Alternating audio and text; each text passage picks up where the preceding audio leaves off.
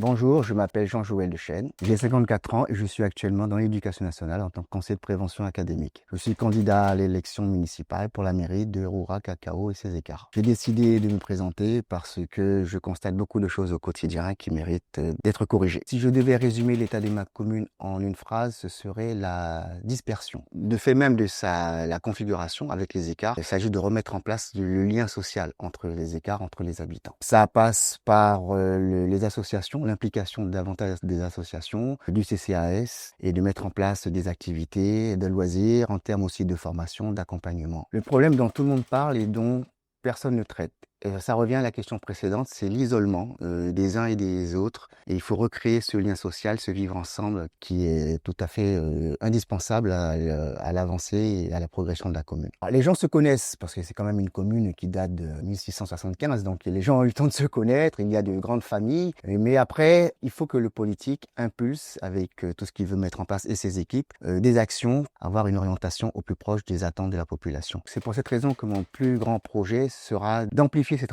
attractivité au sein de la commune. Le fait que les personnes, les habitants, les touristes ne viennent pas, enfin surtout les touristes ne viennent pas juste passer, mais s'arrêtent. Et que ceux qui viennent aient envie d'y vivre. Il y a toute la réflexion de l'entrée de Roura. Il y a le maillage entre les écarts qu'il faut améliorer, la praticabilité des pistes. Il y a la réflexion de cimetières. Il y a les projets qui sont déjà financés et qu'il s'agit de mettre en œuvre. Roura est quand même autour de Cayenne, Rémy-Montjoly, Matoury. Il s'agit maintenant d'offrir des services, d'accompagner les petits commerces de proximité. Ça manque. Développer effectivement tout ce qui est lodge. Il y en a, mais qu'il y ait une visibilité accrue, que les accès soient praticables, que l'on puisse se poser. Je trouve que le bilan actuel de l'équipe est mitigé, puisque je fais partie de l'opposition pour rappeler. Il y a quand même eu un gros travail de fait pour résorber le déficit. Nous sommes passés d'environ plus de 6 millions d'euros de déficit à aujourd'hui moins d'1 million. Le revers, c'est que on a la sensation, on le voit, que des projets de proximité ont manqué. Nous avons pléthore de chanteurs. T2I, Lovadia et j'en passe, Vaga. Lorsqu'il y a les périodes de vacances, nous pouvons très bien mettre en place un festival.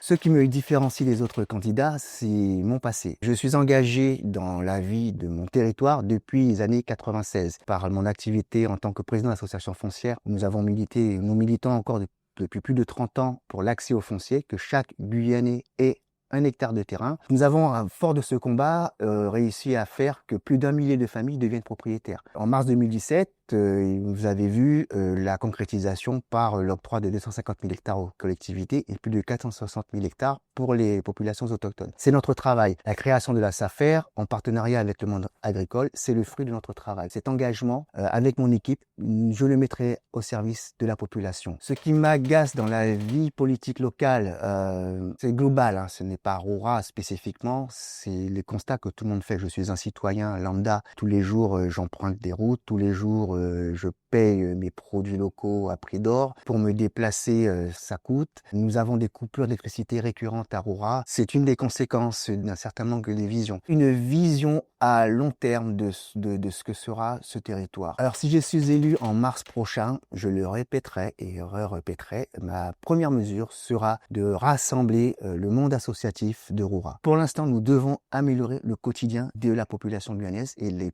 premiers qui le font au quotidien, ce sont les associations. Le CCAS a un bus, d'autres associations ont aussi des bus. Mutualiser les moyens, mutualiser les compétences, mutualiser les savoirs. Nous allons faire ce que nous disons. La décision la plus impopulaire que je pourrais prendre, ce serait de rendre nos principaux sites touristiques payants. Je pense bien évidemment à Fourgassier, la Comté, la future Marina, les centres de marché, etc. Bon, pourquoi payant? Tout simplement, partout quand on voyage, on va ailleurs, on voit que les sites entretenus et de valeur ont un accès payant. Ça permet de responsabiliser l'utilisateur, l'habitant, le touriste. Nous, à la collectivité, ça nous fait une petite rentrée. Et comme on dit chez nous, à grain de douri, café sac douri, nous n'allons pas rechigner sur 1 euro, sur 5 euros, sur 10 euros. Cet argent sera réinvesti sur l'amélioration des sites. Enfin, nous mettrons tout ça en place, bien évidemment. Mon premier adjoint sera une femme dynamique qui est issue du conseil municipal actuel. Comme elle a fait un énorme travail durant cette mandature, il serait quand même totalement vain, stupide de ne pas de céder d'une personne de valeur comme celle-ci. Maggie Fakora. Prévoto. À la fin de mon mandat, je veux que l'on dise que ma commune a changé, a évolué, qu'il fait bon vivre. Alors il fait bon vivre, mais il y fait encore meilleur. On passe à la deuxième séquence de l'émission qu'on a appelée la carte de la commune. On donne au candidat un plan, puis on lui demande de choisir des lieux par rapport à des questions qu'on a préparées. Pour commencer, montrez-nous un endroit qui est important pour vous, avec lequel vous avez une attache particulière. Le lieu qui m'intéresse particulièrement, qui m'attire, c'est où je me sentirais bien. Paradoxalement, c'est un lieu que je ne connais pas. Je suis allé il y a une dizaine d'années vers Caux. J'avais décidé d'aller dans tous les petits sentiers, tous les coins. Et je suis arrivé dans un carbet qui n'existe malheureusement plus, qui surplombait toute la vallée de Roura-Caux. Nous y voyions la mer à partir de l'intérieur de Roura. J'en ai encore la chair de poule. Je me suis senti en Afrique. Il manquait plus que les éléphants. On voyait la savane, on voyait les ombres, on voyait la pluie qui tombait par endroits, on voyait la rivière de Cayenne, je voyais la mer. Et là, je me suis dit, ouais, ça c'est un endroit il faut y aller. Et en fait, il s'avère que ce sont les endroits où il y avait les polders. Ça symbolise à la fois Roura et toute l'histoire de la Guyane, où il y a des choses que nous avions faites bien avant la décentralisation, et ça montre que la Guyane a ce potentiel. Et donc moi, c'est un endroit qui m'attire et je veux que l'on puisse à nouveau y accéder par voie terrestre. On passe au deuxième endroit, ça peut être une rue, un quartier, n'importe quoi. En tout cas, un endroit où quand vous y allez, vous vous dites, il y a quelque chose qui va pas. Tous les jours, tout le monde passe devant. C'est l'embarcadère des débarcadères de Roura. Tout le monde y va. Le week-end, il y a des familles qui s'installent à très très juste titre pour y passer d'excellents moments, sauf qu'elles y sont dans des situations pas très confortables. Il y a toujours une petite mare de boue quelque part, on fait une grillade à côté d'une palette, on met une tente un peu comme on peut, qu'on accroche à un ou deux cocotiers. Il y a de la place, mais ça pourrait être mieux entretenu, il y a de l'herbe. Quand on y va, il y a cet inconfort. Et il me semble qu'il faut que certains sites aient un standing international. Alors je ne parle pas non plus de mettre du marbre partout, vous avez compris, mais qu'il y ait un standing quand on arrive, eh bien, on peut y marcher nu-pied, on peut s'installer tranquillement et en sécurité.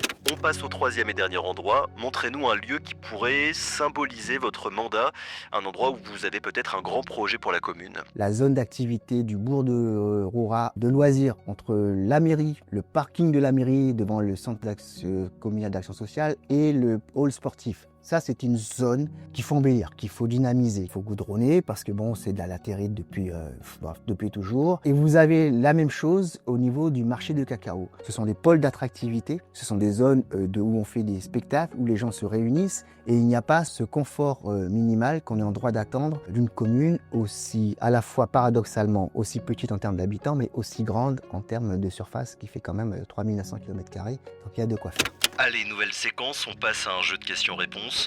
Le candidat doit tirer au hasard des cartes questions. Certaines viennent de nos auditeurs, les autres ont été écrites par la rédaction. Avec la proximité de Cayenne et les pressions foncières, comment comptez-vous encadrer l'urbanisation et le développement des constructions? En premier lieu, ce qu'il convient de faire, c'est un recensement de tout le foncier. Foncier bâti, non bâti, des propriétaires, etc. Nous avons le plan local d'urbanisme qu'il va falloir mettre en place de manière à définir les zones. Ce sera un travail assez conséquent, bien évidemment, mais ça passe par là. Quel rôle la mairie peut-elle jouer pour faciliter l'accès au foncier? Alors, je l'ai dit, il s'agit là pour moi, pour nous, c'est la récupération totale du foncier de Roura pour en avoir la maîtrise. Nous allons contribuer, faire en sorte d'amener les partenaires, l'État bien évidemment, qui en est le principal, tous les acteurs de gestion, autour de la gestion des parcs, les réserves, etc.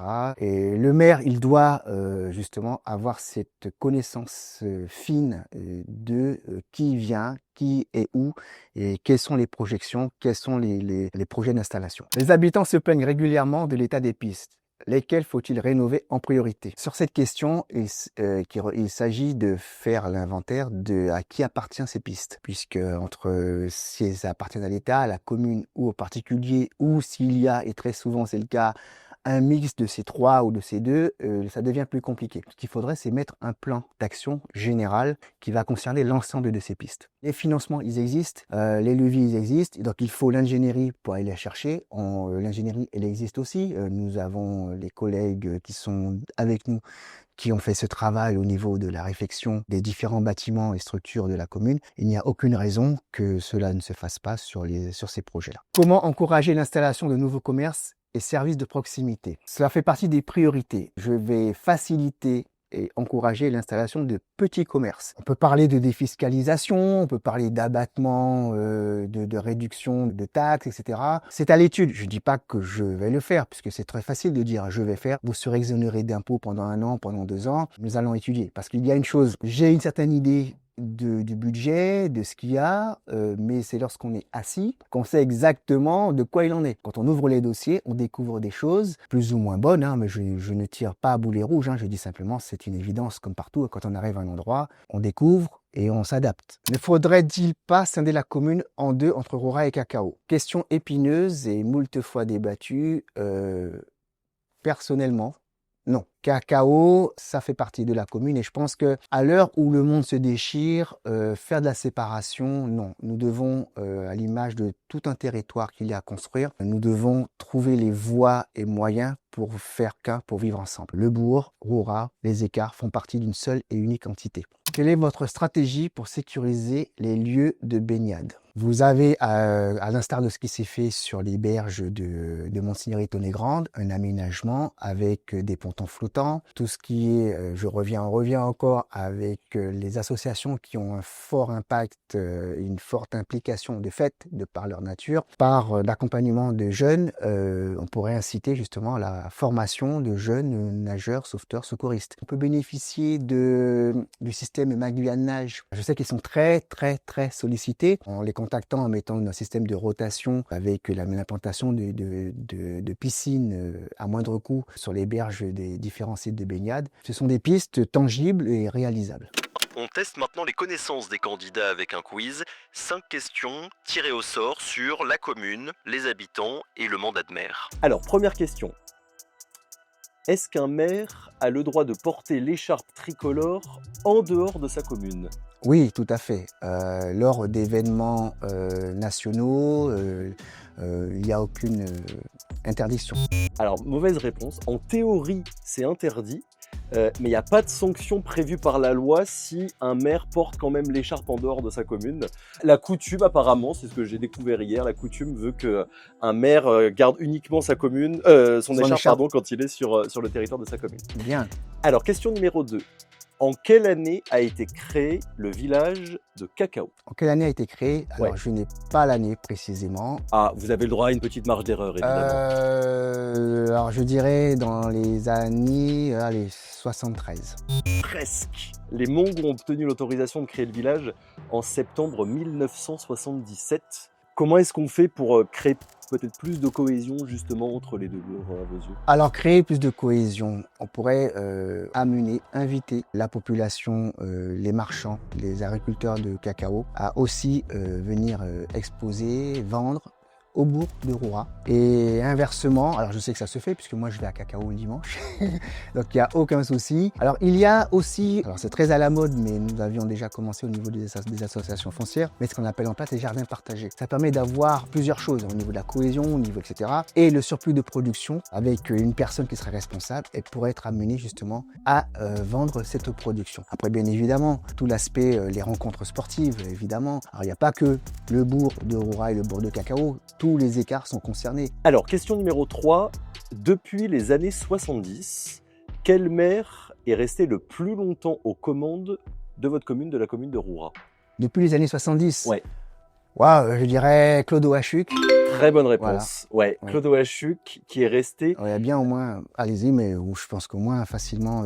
c'est pas 4 mandatures, facilement. Il est resté 25 ans et 10 mois de 1971 à 1997. Ouais. Question numéro 4, à quelques pourcentages près évidemment, il y a une marge d'erreur qui est acceptée. D'après vous, quelle part des actifs de Roura travaille dans une autre commune que Roura? Non, là, je ne pourrais pas vous dire que là, ce sera vraiment au pifomètre. Hein. Quand je dis ça, je suis quelqu'un d'authentique. Quand je sais, je dis que je ne sais pas, j'irai chercher. Bon, ce sont des données que l'on va trouver. Bon, je le dis pour la question qui vont travailler dans une autre commune. Exactement. Alors, je dirais 65%, Alors 40%. 40%. Ça fait quand même quasiment un travailleur sur deux du coup qui ne travaille pas à Roura. Comment est-ce qu'on fait justement pour faire en sorte que les habitants de Roura travaillent davantage dans leur commune? C'est quelque chose que le maire, nous, on ne pourra pas résoudre seul. Ça fait partie du programme, donc de ce qu'on appelle l'intercommunalité et de travailler ensemble avec le reste du territoire. La décentralisation des administrations, des institutions, des structures. D'inverser le sens des embouteillages. La commune va forcément appuyer dans ce sens, mais je ne peux pas, moi, tout seul, décider qu'un tel va rester sur Cayenne, sur Roura. Dernière question, lors des dernières élections municipales de votre commune à Roura, donc en 2020, est-ce que le taux d'abstention a été supérieur à 40%?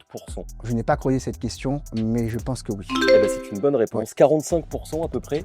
C'est quoi le message que vous avez envie d'envoyer aux abstentionnistes? Un message universel. C'est légitime d'être insatisfait, mais faut faire attention parce que quand on vote pas et qu'on n'y va pas, on perd la légitimité de s'exprimer sur ce qui n'est pas fait et ce qui est fait. Dernière séquence, le candidat a la parole pendant 1 minute.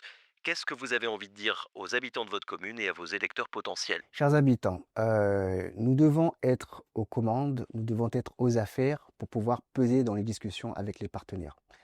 Nous avons des projets qui sont à mettre en œuvre immédiatement pour le bien de la commune, des choses qui sont réalisables. La réflexion de la mairie de Roura, l'annexe de Cacao, etc.